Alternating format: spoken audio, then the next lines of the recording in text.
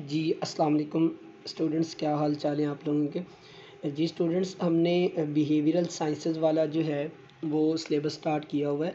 तो आज हमारा लेक्चर नंबर 2 है, जिसमें हम डिस्कस करेंगे how hereditary cultural changes change the human behaviour.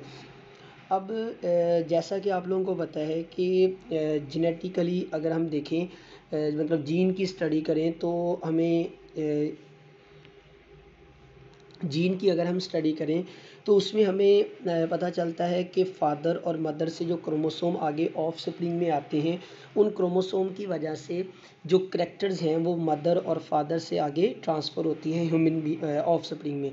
तो वो जो करैक्टर्स होती हैं उनमें बिहेवियर्स वगैरह भी शामिल होते हैं। तो यहाँ पे ये छोटा सा टॉपिक दिया हुआ है कि कैसे हेरिडिटरी कल्चर जो है, हेरिडिटरी चेंजेस जो हैं वो ह्यूमन बिहेवियर को चेंज करती हैं। तो genetics also refer to heredity. The influence of heredity on human behavior can be huge if a child does not have encouraging motivational parents as he growing up. For example, if you have two kids, मतलब यहाँ पे वो example दे रहा है कि अगर आपके दो बच्चे हैं और उनमें से कोई एक जो है वो अडॉप्ट कर लेता है। One set of parents does not cater to that child's emotional needs and teach that child how to control एगर। मतलब यहाँ पे वो सारी डिस्कशन में ये बता रहा है कि दो बच्चे हैं, उनके साथ अगर आप डिफरेंट बिहेवियर करते हैं या डिफरेंट जो है वो आप कह सकते हैं कि आपका उनके साथ जो है वो ताल्लुक़ होता है। एक बच्चा है, उसको आप ज़्यादा प्यार करते हैं, ज़्यादा चीज़ें लेके देते हैं, ज़्यादा उसके साथ जो है वो लव करते हैं, लेकिन उसके अदर हैंड दूसरा बच्चा है, उसको आप ज़्यादा अट्रैक्शन नहीं देते या ज़्यादा उसके करीब नहीं होते, उसके साथ गुस्सा जो है वो करते हैं या उसकी बात नहीं मानते। तो वो दोनों का बिहेवियर आपके साथ जो है वो उनका चेंज होगा। तो ये जो हेरिडिटरी कल्चर है माँ बाप का, पेरेंट्स का जो कल्चर है, या इसमें क्रोमोसोमल फैक्टर्स भी इन्वॉल्व आ जाते हैं, लेकिन घर के अंदर जो पेरेंट्स का बिहेवियर होता है ओवरऑल, वो बिहेवियर भी बच्चों के ऊपर जो है वो इन्फ्लुएंस कर रहा होता है। उसके बाद है इन्वायरमेंटल इन्फ्लुएंसेस। कुछ फैक्टर्स हैं यहाँ पे जो अफेक्ट करते हैं ह्यूमन और उसके सराउंडिंग में, जैसे फिजिकल इन्वायरमेंट है। फिजिकल इन्वायरमेंट जो है वो यूज्ड होता है दूस environmental factors that can be seen and visualised, जैसे कि mail nutrition makes people rude and psychology disturbs. मतलब अगर फूड जो है, मेल न्यूट्रिशन बेसिकली होता है फूड न्यूट्रिएंट्स की कमी। अगर एक बच्चा है, उसकी ग्रोथ उस इन्वायरमेंट में हो रही है जहाँ पे प्रॉपर न्यूट्रिएंट्स नहीं है, या वहाँ पे जो है वो किसी फूड की कमी है, जैसे कार्बोहाइड्रेट है, प्रोटीन है, लिपिड है, तो उनकी कमी है, तो वो साइकोलॉजिकली वो डिस्टर्ब होता है, क्योंकि भूख की वजह से इंसान का जो है ना प्रॉपर दिमाग नहीं चल रहा होता, या वो जो है वो डिग्रेड हो जाता है कि उसके पास कमी है। मतलब काफ़ी चीज़ें वो अपने मेंटल जो है ना वो वहाँ पे प्लेटफॉर्म में बना लेता है कि मतलब उसका बिहेवियर जो है वो चेंज हो जाता है, फिर वो सही काम करने की बजाय गलत काम की तरफ जो है वो मूव करता है। नॉइज़, उसके बाद नॉइज़ जो है इसका भी बहुत ज़्यादा इन्फ्लुएंस होता है बिहेवियर पे। इससे परेशानी होती है, एंगर लीडिंग टू कर्लिंग, उससे जो है वो लड़ाई झगड़े वाली कंडीशन आती है। ठीक है, तो ये कुछ है जो इन्वायरमेंटल इन्फ्लुएंसेस हैं। जी, तो स्टूडेंट्स, नॉइज़ जो है उसकी वजह से मतलब आप थोड़ा सा अपने घर को देख लें कि अगर आपके घर में डेली बेस पे लड़ाई झगड़ा हो रहा है या डेली बेस पे बहुत ज़्यादा ऊंची ऊंची आवाज़ें आ रही हैं, तो उसकी वजह से जो बच्चे हैं उनका जो बिहेवियर है वो उसके मुताबिक जो है वो चेंज होता रहेगा। तो इन्वायरमेंट जो है इन्फ्लुएंस करता है। उसके बाद ड्रग्स हैं, नारकोटिक्स वगैरह जो है, जैसा कि drugs specially narcotics effect temporary and permanently leading to bad. कि अगर एक जो है ना वो आप लोग अपने पे देखें कि अगर आप नींद की गोलियां डेली बेस पे खाते हैं या कोई और जो है वो ड्रग्स यूज़ करते हैं अपनी फीलिंग्स को मैनेज करने के लिए, जैसे कुछ लोग गुस्से में आकर कोई ड्रग्स यूज़ कर लेते हैं, कुछ लोग जो है ना इमोशंस में आके ड्रग्स यूज़ करते हैं, तो उसका अगर आप परमानेंटली यूज़ करते रहते हैं तो सोशल रिलेशन जो है वो बैड्स होते जाते हैं और बिहेवियर आपका सोशली जो है वो ख़राब होता जाता है।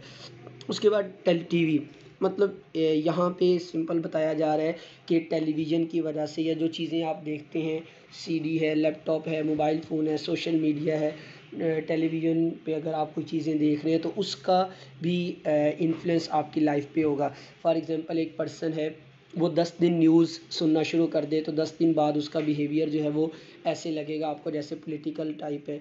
या अगर वो कोई डेली बेस पे एक आधी मूवी देखता है तो उसका बिहेवियर वही शो करना शुरू कर देगा, वो उसकी थिंकिंग वैसी होना शुरू हो जाएगी।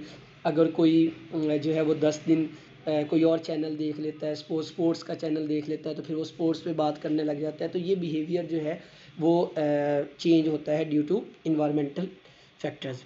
उसके बाद नेक्स्ट है psychological environment. Basically psychological environment यहाँ पे ये बता रहा है कि आपका जो मेंटल कंडीशन है वो क्या है। If a person expected to be like his parents and he makes his behaviour similar to parents, different attitudes of parents are youngers and elders brother he make a child depressed and can suffer from complexes। यहाँ पे वही बात पीछे वाली कि अगर बच्चे हैं आपके तो उनमें से अगर आप एक के साथ कोई और बिहेवियर जो है वो रिस्पॉन्स करते हो और दूसरे के साथ कोई और करते हो तो वो मेंटली तौर पर साइकोलॉजिकली वो ये समझेंगे कि मुझसे जो है वो ज़्यादा सख्ती की जा रही है, या दूसरा समझेगा कि मुझसे मेरे साथ ज़्यादा मोहब्बत किया जा रहा है, प्यार किया जा रहा है। सेम यहाँ पे अगर हमें क्लास की बात करें तो मतलब एक टीचर जो है वो डेली बेस पे एक बच्चे को ही खड़ा करके शाबाश दे रहा है, उसको अप्रिशिएट कर रहा है, बाकियों को अप्रिशिएट नहीं कर रहा। या एक बच्चे के जो है ना उस पे फोकस कर रहा है, बार बार उसी से क्वेश्चन पूछ रहा है, तो बाकी बच्चों की मेंटली ये मतलब बन जाएगी, सोच बन जाएगी, वो ये सोचना शुरू कर देंगे कि सर इसको फेवर कर रहे हैं। तो ये साइकोलॉजिकल इन्वायरमेंट का जो है वो इन्फ्लुएंसेस होते हैं। जैसे यहाँ पे नीचे लिखा हुआ है siblings have psychological influence each other and have many things in similar. तो ये यहाँ पे ओनली उन्होंने सिबलिंग्स वगैरह के ऑफस्प्रिंग बच्चों के बारे में जो है वो एग्जांपल्स दी हुई हैं, लेकिन ये हर जगह पे मतलब अगर आप एक ऑर्गेनाइजेशन में काम कर रहे हैं तो वहाँ पे अगर ऑर्गेनाइजेशन का ओनर एक को ज़्यादा सपोर्ट कर रहा है दूसरों को नहीं कर रहा, या एक को ज़्यादा फेवर दे रहा है दूसरों को नहीं दे रहा, तो बाकी लोगों के अंदर मेंटली तौर पर ये चीज़ें जो है वो डेवलप हो जाती हैं, तो उनका बिहेवियर फिर जो है ना वो चेंज होना शुरू हो जाता है। तो ये कुछ फैक्टर्स थे, हम दोबारा उनको एक दफ़ा समराइज़ कर लेते हैं। जो इन्वायरमेंटल इन्फ्लुएंसेस हैं वो फिज़िकल इन्वायरमेंट है, मेल न्यूट्रिशन है, ठीक है, फूड से रिलेटेड नॉइज़ पोल्यूशन, साफ ज़ाहिर नॉइज़ वैसे भी पोल्यूशन काज करती है तो इसकी वजह से भी इस तरह बिहेवियर चेंज होते हैं, ड्रग्स की वजह से, टेलीविज़न के एक्सपोजर की वजह से, साइकोलॉजिकल इन्वायरमेंट की वजह से। उसके बाद नेक्स्ट टॉपिक है mental health and applied psychology. Mental health basically इसकी हम डेफिनेशन देखते हैं कि मेंटल हेल्थ जो है वो क्या है। Mental health is a state of well being in which the individual realise his or her own abilities.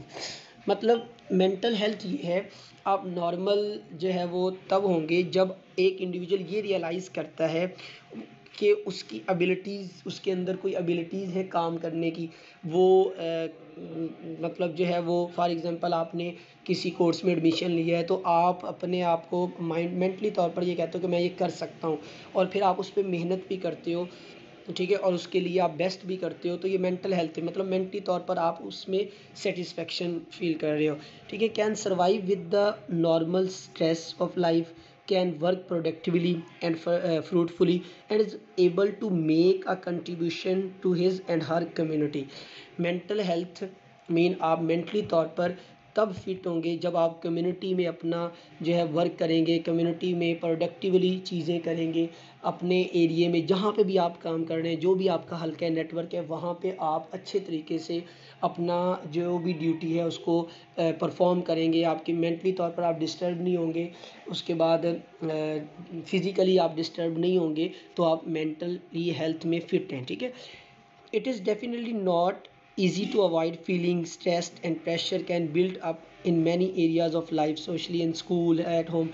मतलब यहाँ पे वो कह रहा है कि साफ ज़ाहिर है अगर आप एक जगह पे रह रहे हैं तो वहाँ पे स्ट्रेस भी होंगी, वहाँ पे प्रेशर भी होगा, वहाँ पे और भी बहुत सारी चीज़ें होंगी, तो आपने अपने आप को मेंटली तौर पर फिट रखना है, मतलब रिलैक्स रहना है। जितना आप रिलैक्स रहेंगे आप मेंटली तौर पर फिट रहेंगे। तो मेंटल इलनेस क्या है? अगर यही सारी चीज़ें, फॉर एग्जांपल एक पर्सन काम कर रहा है स्कूल में, तो वो किसी के काम की वजह से या जो है वो सिस्टम की वजह से डिप्रेस होना शुरू हो जाता है, या किसी के साथ जो है वो अदावत की वजह से जो है वो स्ट्रेस लेना शुरू कर देता है, तो वो मेंटली तौर पर इल है।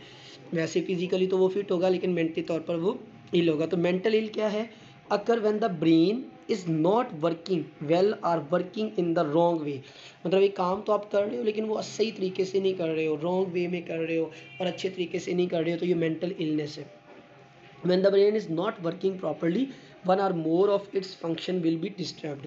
तो वो आपको जो है, अब इसका नुकसान क्या होता है? बेसिकली मेंटल इलनेस है तो फिर आपको डेफिनेटली आहिस्ता आहिस्ता आपका जो है ना वो स्ट्रेस लेना शुरू कर देंगे, फिर ब्लड प्रेशर में प्रॉब्लम्स आएंगी, उसके बाद फिर आप लोगों को जो अदर डिजीज़ हैं वो भी होने के चांस होते हैं। ठीक है, तो ये नीचे एक डायग्राम सी बनी हुई है ब्रेन बिहेवियर के बारे में, फिज़िकल सिग्नलिंग, इमोशन, परसेप्शन और थिंकिंग, इन सब को कंट्रोल कर रहा होता है। तो अगर यहाँ पे मेंटल इलनेस है तो फिर इन तमाम आपकी थिंकिंग ख़राब हो सकती है। मतलब क्योंकि एक चीज़ है, आप उसके बारे में नेगेटिव सोचना शुरू कर देंगे, परसेप्शन आप गलत परसेप्शन करना शुरू कर देंगे, इमोशंस आपकी कंट्रोल में नहीं होंगी, सिग्नलिंग आप जो है वो नेगेटिव वे में यूज़ करेंगे, फिज़िकल भी आप जो है, क्योंकि पूरी बॉडी को कंट्रोल कौन कर रहा होता है? आपका ब्रेन। तो ब्रेन अगर इल होगा तो फिर ओवरऑल फिज़िकली भी आप लोग जो है वो ठीक नहीं रह सकेंगे। उसके अकॉर्डिंग ही, मतलब इन तमाम चीज़ों के अकॉर्डिंग ही आप अपना बिहेवियर शो करेंगे। तो ये आज आप लोगों का लेक्चर है, इसमें हमने जो है वो कुछ फैक्टर्स पढ़े हैं जो मेंटल इलनेस या बिहेवियर जो है उसके ऊपर इफ़ेक्ट करते हैं। तो नेक्स्ट लेक्चर में हम इंशाल्लाह जो है वो डिस्कस करेंगे नेक्स्ट अप्लाइड साइकोलॉजी। आज तक के लिए इतना ही, कल इंशाल्लाह आप लोगों का नेक्स्ट लेक्चर होगा। Thank you so much.